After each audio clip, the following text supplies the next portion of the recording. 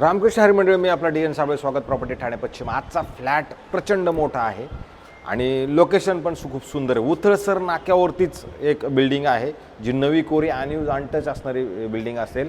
फ्लॅटमध्ये बाकी हवा आणि उजेड एक नंबर आहे. आणि फ्लॅटच्या बाहेर जर बघितलं, एका साईडला बघितलं तर पारसिकचा डोंगर दिसतो, दुसऱ्या साईडला बघितलं तर येऊरचा डोंगर दिसतो आणि मधल्या पॅचमध्ये जर बघितलं तर तुम्हाला ठाणा शहर बाकी पूर्णपणे चांगल्या पद्धतीने दिसतं. ठाणा स्टेशनपासून साधारणतः 1.5 किलोमीटर अंतरावरती असणारा हा फ्लॅट असेल.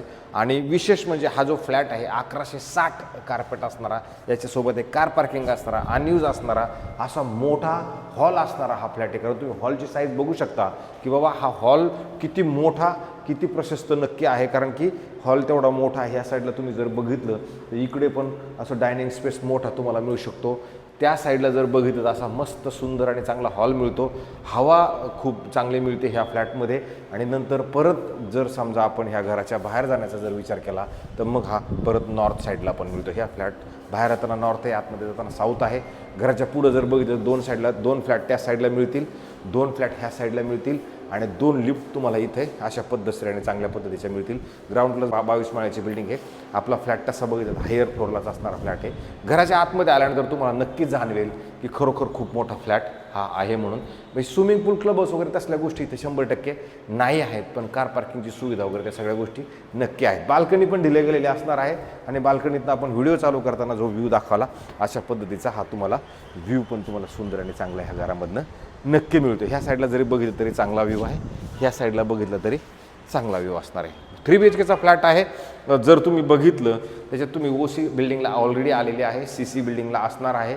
सोसायटी अजून झालेली नाही आहे, पण फ्लॅट बाकी अनयूज अनटच नक्की आहे. फ्लॅटमध्ये सगळं आपल्याला काम करावं लागणार आहे. नंतर जर तुम्ही ह्या साईडला आला तर 2 साईडला प्लॅटफॉर्म असणारं सुंदर आणि चांगल्या पद्धतीचं खरं किचन पण दिलं गेलेलं तुम्हाला इथे मिळणार आहे. गॅसची पाईपलाईन बाहेर आलेली आहे, आतमध्ये जोडायचं काम बाकी आहे. ह्या साईडला मस्त आणि चांगल्या पद्धतीचे एक मोठा फ्रीज तुमचा पद्धतशीरपणे येऊ शकतो. नंतर जर किचनच्या अपोजिट डायरेक्शनला आपण जर आलो तर अपोजिटला तुम्हाला एक सुंदर आणि चांगल्या पद्धतीचं बेडरूम मिळणार आहे. ह्या बेडरूमला जर तुम्ही इथे आलात तरी तुम्हाला खरं कपाट बनवण्यासाठी ऑलरेडी जागा दिलेली गेली असणार आहे. हवेसाठी आणि उजेडासाठी तुम्हाला इकडे खिडकी आहे आणि ह्या खिडकीतनं जरी बघितलं तर एक स्टँडिंग बाल्कनी तुम्हाला ह्या खिडकीतनं पण मिळेल.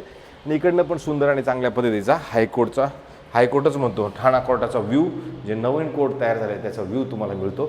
नंतर इकडे ह्या साईडला आलात तर इथे परत वॉशरूम, बाथरूम, टॉयलेट असं मोठं आणि चांगल्या पद्धतशीरपणं मोठं इकडे ह्या साईडला पण मिळतं. आणि इकडे जर आलात तर परत इथे तुम्हाला एक ड्राय बाल्कनीची जागा आहे आणि ही जागा एक नंबर आहे. कारण की इथे पण खूप मोठी ही जागा असणार. तुमची मशीन या साईडला लागेल, तुमचे कपडे बिपडे सगळे जे काय सुकवायचे आहेत त्याला मस्त आणि अशी चांगली जागा तुम्हाला इकडे पण मिळते. तर अशा पद्धतीची ही ड्राय बाल्कनीचा स्पेस होता याच्यामध्ये. म्हणजे थोडक्यात मला सांगायची जागा फ्लॅटमध्ये खूप मोठी आणि चांगल्या पद्धतीची इकडे नक्की मिळते. नंतर जर मधला पॅसेज जर बघितला तर तोही जर बघितला तर 3 BHKचा असल्यामुळे तोही मोठा आहे. नंतर वरती जर बघितलं तिथं लाफ्ट आहे, तुम्ही पण स्टोरेज वगैरे नक्की करू शकता. परत आपण जर इकडे आलो तर परत इथे एक वॉशरूम, बाथरूम, टॉयलेट हेही मोठं आणि चांगल्या पद्धतीचं तुम्हाला मिळणार आहे. आणि नंतर इकडे जरी आलात तर इकडे पण तुम्हाला परत एक वॉशिंग मशीनचा तुम्हाला प्रबंध करायचं म्हणत तुम्हाला इकडे पण जागा खरं वॉशिंग मशीनसाठी उपलब्ध करून दिली गेलेली असणार आहे. म्हणजे तुम्ही बघितलं तर ड्राय बाल्कनीचे स्पेस 2 आहेत. बाथरूमची साईज पण खूप मोठी असणार आहे. नंतर पुढे आपण आलो, पुढे आल्यानंतर तुम्हाला इथे एक बेडरूम आहे. ह्या बेडरूमची साईज पण एक नंबर आहे. याच्यात आलो की इथे आल्यानंतर तुम्हाला वॉशरूम, बाथरूम, टॉयलेट एक मोठं आणि चांगलं नवं कोरं आणि टच इकडे पण आपल्याला मिळणार आहे. नंतर ह्या साईडला एक मोठं बेडरूम आहे, याच्यात पण हवा आणि उजेड खूप चांगल्या पद्धतीची आहे. इथे आला तर तुम्हाला इथं कपाटाला एक मोठी जागा चांगल्या पद्धतीची दिली गेलेली असणार आहे. आणि मग हे तुमचं बेड, तुम्ही 2 बेड तुमच्या पद्धतीने कसं आहे, कुठे कशा पद्धतीने लावायचे ते तुम्ही नक्की हे करू शकता. आणि परत ह्या साईडला आलो, क्रॉस व्हेंटिलेशनसाठी सुंदर आणि चांगली खिडकी आहे, जिथनं तुम्हाला खरोखर चांगली हवा फील नक्की येते. अशा पद्धतीचा हा तुमचा एक बेडरूम होता. नंतर जर आपण समजा पुढे आलो तर पुढे आल्यानंतर जर ह्या साईडला आल्यानंतर तुम्हाला एक शेवटचं बेडरूम आहे. हे बेडरूम बाकी थोडंसं छोटं आहे, पण छोटं म्हणजे असं एवढं छोटं पण नाही आहे की त्याच्यातनं काय होणार नाही. बेड वगैरे प्रॉपर तुमचा लागणार आहे. त्याच्यानंतर ह्या साईडला क्रॉस व्हेंटिलेशन तुम्हाला खिडकी, ह्या तुमच्या खिडकीतनं बघितलं तर कॅसल मिल सर्कल तुम्हाला प्रॉपर तुम्हाला दिसतं.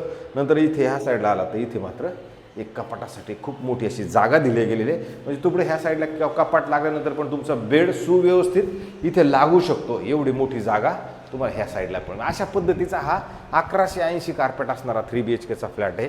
हॉलची साईज खूप मोठी आहे, बेडरूमची साईज खूप चांगल्या पद्धतीच्या आहेत. ठाणा स्टेशनपासून 1.5 किलोमीटर अंतरावरती असणारा फ्लॅट आहे.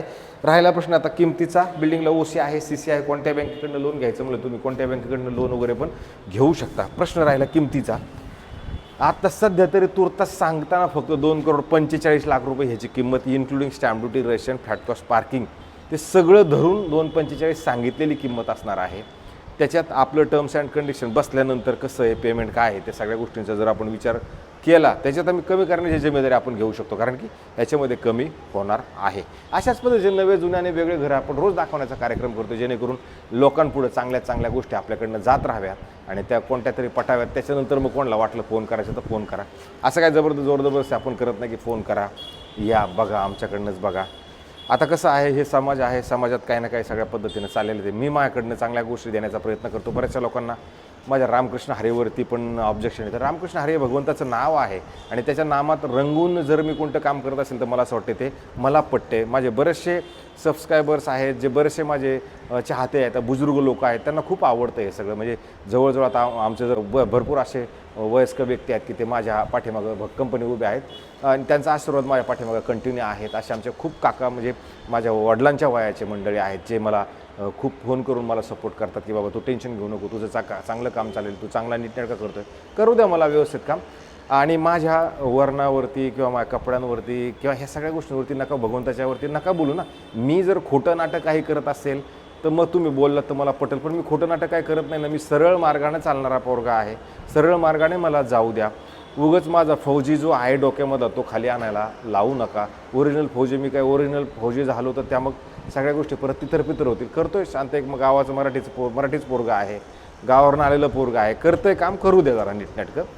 उगाच नको त्या गोष्टींवरती चर्चा नको असं मला वाटतं. तरी तुमच्या मनात नाही राहिलं तर करा. मग परत मी तेच म्हणून निंदकाच्या घरं असावे शेजारी, हरकत नाही, निंदा करत राहा, मला माझं काम करत राहू द्या. तुर्तास थांबतो मंडळी. रामकृष्ण हरी.